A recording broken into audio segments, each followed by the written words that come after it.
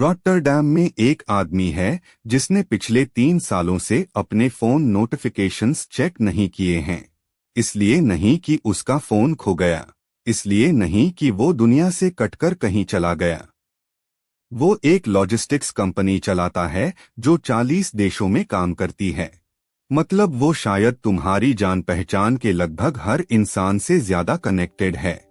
जब रिसर्चर्स ने उसके कोर्टिसोल लेवल्स की तुलना उन लोगों से की जो रोज 2 घंटे मेडिटेशन करते थे, तो उसके लेवल्स उनसे भी कम निकले, थोड़े कम नहीं, इतने कम कि रिसर्चर्स को अपना इक्विपमेंट दोबारा चेक करना पड़ा।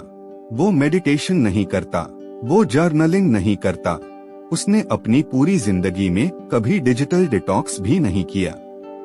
तो या तो तुम्हें अपने माइंड को काम करने के बारे में जो कुछ बताया गया है वो अधूरा है, या फिर उसके नीचे कोई ऐसा मैकेनिज्म काम कर रहा है जिसके बारे में लगभग कोई बात नहीं करता। वो चीज जो वास्तव में तुम्हारी एनर्जी खा रही है।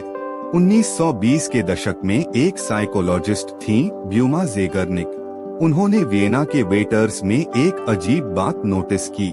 वो अनपेड ऑर्डर को घंटों तक परफेक्टली याद रख सकते थे, हर मॉडिफिकेशन, हर स्पेशल रिक्वेस्ट, लेकिन जिस पल बिल पे हो जाता, मेमोरी गायब हो जाती पूरी तरह, कुछ ही मिनटों में।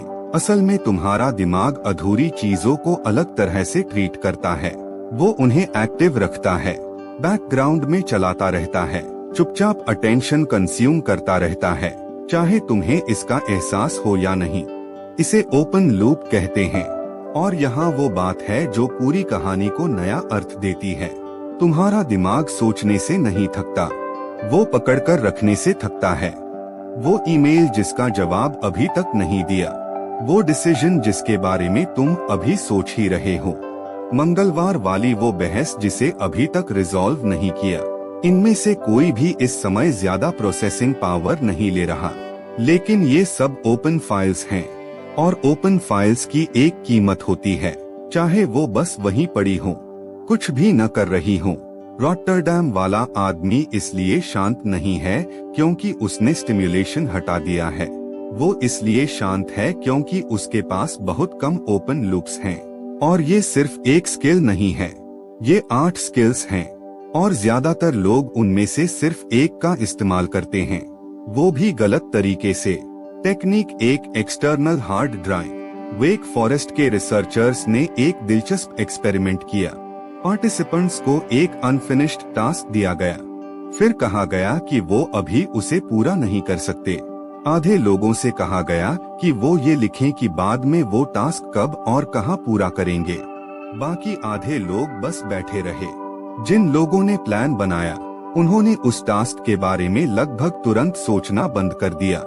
बाकी लोग पूरी सेशन के दौरान इंट्रूसिव थॉट्स से परेशान रहे। टास्क दोनों ग्रुप्स में पूरा नहीं हुआ था, लेकिन एक ग्रुप का ब्रेन मान चुका था कि मामला हैंडल हो चुका है। यही वजह है कि चीजें लिखना काम करता है, इसलिए नहीं कि तुम्हें वो बेहतर याद रहती हैं, बल्कि इसलिए कि तुम्हारा ब्रेन सेफ जगह पर स्टोर और रिजॉल्व होने में ज्यादा फर्क नहीं कर पाता। जिस पल तुम किसी थॉट को बाहर लिख देते हो और उसके साथ एक प्लान जोड़ देते हो, लूप बंद हो जाता है, भले ही अभी तक कुछ हुआ न हो। ज्यादातर लोग टू डू लिस्ट लिखते हैं, लगभग कोई व्हेन एंड वेयर लिस्ट नहीं लिखता। और यही छोटा सा फर्क पूरा मैकेनिज्म है। टेक्निक 2 वो रेसिड्यू जिसे कोई नहीं देखता। अब यहाँ चीज थोड़ी अनकंफर्टेबल हो जाती है। सोफी लेरॉय नाम की रिसर्चर ने एक एक्सपेरिमेंट किया। लोगों को टास्क ए दिया गया, फिर उसे पूरा होने से पहले टास्क बी पर स्विच करवा दिया गया। स्विच करने के बाद भी उनका परफॉर्मेंस टास्क बी में खराब रहा। उन्होंने इसे अटेंशन रेसिड्यू नाम दिया। दिमाग का एक हिस्सा पीछे रह जाता है, जैसे किसी दूसरे कमरे में खुला हुआ टैप। यही समझाता है कि कई छोटे छोटे कामों से भरा दिन एक लंबे फोकस्ड काम वाले दिन से ज्यादा थकाने वाला क्यों लगता है। प्रॉब्लम काम नहीं है, प्रॉब्लम स्विचिंग है। हर स्विच रेसिड्यू छोड़ता है और रेसिड्यूज जमा होते जाते हैं। जो लोग मेंटली क्लियर महसूस करते हैं वो कम काम नहीं करते, वो चीजों को पूरी तरह खत्म करके आगे बढ़ते हैं। स्पीड नहीं, क्लोजर असली फैक्टर है। टेक्निक 3, वो एक वाक्य जो तुम्हारे दिमाग के साथ रिश्ता बदल देता है। एक्सेप्टेंस एंड कमिटमेंट थेरेपी में एक टेक्निक है और वो सुनने में इतनी सिंपल लगती है कि शायद तुम उसे इग्नोर कर दो। आई एम अ फेलियर सोचने की बजाय सोचो, मैं ये थॉट महसूस कर रहा हूँ कि मैं फेलियर हूँ, बस इतना। कंटेंट वही है, फ्रेमिंग अलग है। ब्रेन इमेजिंग स्टडीज दिखाती हैं कि इससे दिमाग के अलग हिस्से एक्टिवेट होते हैं। एक्टिविटी इमोशनल सेंटर्स से हटकर प्रीफ्रंटल कॉर्टेक्स की तरफ जाने लगती है, यानी वो हिस्सा जो ऑब्जर्व करता है, रिएक्ट नहीं।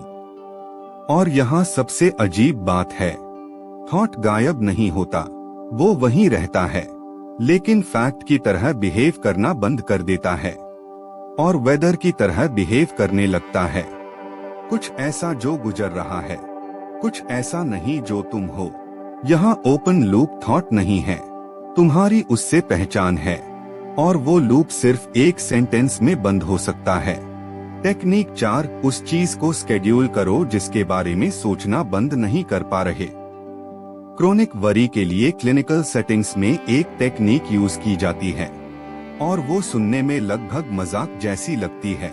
रोज 15 मिनट सिर्फ चिंता करने के लिए स्केड्यूल करो। जब भी कोई एंग्शियस थॉट उस समय के बाहर आए, उससे लड़ो मत, उसे लिख लो और खुद से कहो, मैं इसके बारे में शाम 6 बजे सोचूंगा।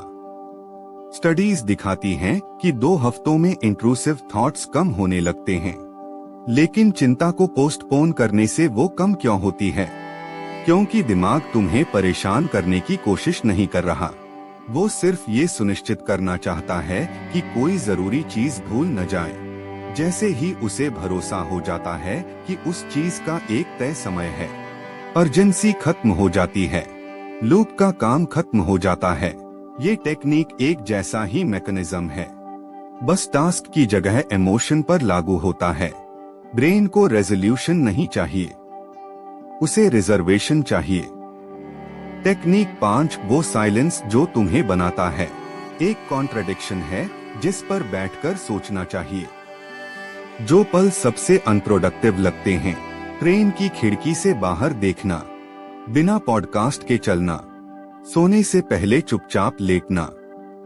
उन्हीं पलों में तुम्हारे दिमाग का एक नेटवर्क एक्टिवेट होता है जिसे डिफॉल्ट मोड नेटवर्क कहते हैं। ये नेटवर्क वो काम करता है जो स्टिम्युलेशन नहीं करने देती। मेमोरी कंसोलिडेट करता है, अनरिलेटेड आइडियाज को जोड़ता है, दिन भर की इमोशनल एक्सपीरियंसेस प्रोसेस करता है। मतलब बोर्डम खाली समय नहीं है, मेंटेनेंस टाइम है। हर नोटिफिकेशन, हर पॉडकास्ट, हर स्क्रॉल किसी बोरिंग मोमेंट को भर नहीं रहा, वो पहले से चल रही एक प्रक्रिया को इंटरप्ट कर रहा है।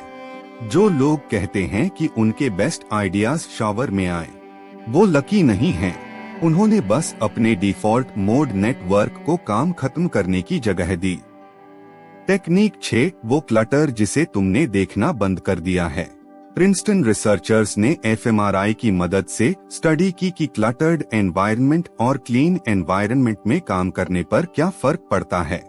क्लटर्ड एनवायरनमेंट में विजुअल कॉर्टेक्स ज्यादा एक्टिव था, यहाँ तक कि जब पार्टिसिपेंट्स उस क्लटर को कॉन्शियसली देख भी नहीं रहे थे, उनका ब्रेन फिर भी उसे प्रोसेस कर रहा था, यानी वही रिसोर्सेस कंज्यूम हो रही थीं, जो एक्चुअल टास्क के लिए इस्तेमाल हो सकती थीं। इसलिए क्लटर्ड डेस्क सिर्फ अनप्रोडक्टिव नहीं दिखता, वो क्वाइटली अटेंशन भी खा रहा होता है। यहाँ ओपन लूप कोई थॉट नहीं है, ये विजुअल लूप है।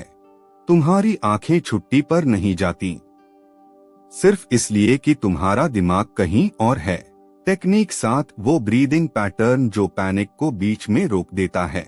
स्टैनफोर्ड रिसर्चर्स ने एक खास ब्रीदिंग पैटर्न पर रिसर्च की। लॉन्ग इनहेल, फिर उसके ऊपर एक छोटा दूसरा इनहेल, और फिर एक लंबा धीरे धीरे एक्सहेल। उन्होंने पाया कि ये पैटर्न फिजियोलॉजिकल स्ट्रेस मार्कर्स को बहुत तेजी से कम करता है। इसे फिजियोलॉजिकल साई कहते हैं और तुम्हारा शरीर इसे पहले से जानता है। रोने से ठीक पहले या बड़ी राहत मिलने के बाद। डिस्कवरी ये नहीं थी कि ब्रीदिंग मदद करती है, ये तो सब जानते हैं। डिस्कवरी ये थी कि ये स्पेसिफिक पैटर्न नर्वस सिस्टम को सीधे सिग्नल देता है, कई बार उस स्पीड से जिसे मेडिटेशन भी उस मोमेंट में मैच नहीं कर पाती, क्योंकि इसे शुरू करने के लिए पहले काम होना जरूरी नहीं। ये पैनिक के बीच में पैनिक को इंटरप्ट कर सकता है। टेक्निक 8 आखिरी लूप, और वो जिसके बारे में कोई बात नहीं करता। और अब आखिरी टेक्निक, यही बाकी सातों को जोड़ती है। आज तुम जो भी डिसीजन लेते हो, क्या पहनना है, क्या खाना है, किस मैसेज का पहले जवाब देना है, सब एक ही लिमिटेड रिसोर्स यूज करते हैं। साइकोलॉजिस्ट्स इसे डिसीजन फटीग कहते हैं। इसीलिए शाम तक विल पावर गायब सी लगने लगती है, भले ही कोई बहुत कठिन काम न किया हो। जो लोग मेंटली सबसे हल्के लगते हैं, वो पूरे दिन बेहतर डिसीजंस नहीं लेते। वो कम डिसीजंस लेते हैं, क्योंकि उन्होंने बहुत सी चीजें पहले ही डिसाइड कर रखी होती हैं।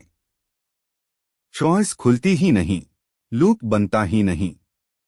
पहली 7 टेक्निक्स ओपन लूप्स को बंद करने के बारे में थीं। ये अकेली टेक्निक है जो लूप्स को खुलने से पहले ही रोक देती है। रॉटरडैम वाले आदमी से एक बार पूछा गया, 3 साल पहले ऐसा क्या बदला? उसने कहा, उसने कुछ ड्रामेटिक नहीं किया, बस एक दिन उसे एहसास हुआ कि वो कितनी चीजें ढो रहा है। आधे बने डिसीजंस, आधे लिखे रिप्लाईज, आधे खत्म हुए थॉट्स, और उसने उन्हें बंद करना शुरू कर दिया, एक एक करके। ज्यादा तेजी से नहीं, बस पूरी तरह। और इस समय तुम्हारे दिमाग में भी कहीं न कहीं एक टैब खुला हुआ है। कोई रिप्लाई जिसे भेजना है, कोई डिसीजन जिसके बारे में तुम अभी भी सोच रहे हो, कोई थॉट जिससे तुम ऑब्जर्व करने की बजाय बहस कर रहे हो। वो बहुत लाउड नहीं है, शायद तुमने उसे नोटिस करना भी बंद कर दिया है, लेकिन वो अभी भी चल रहा है।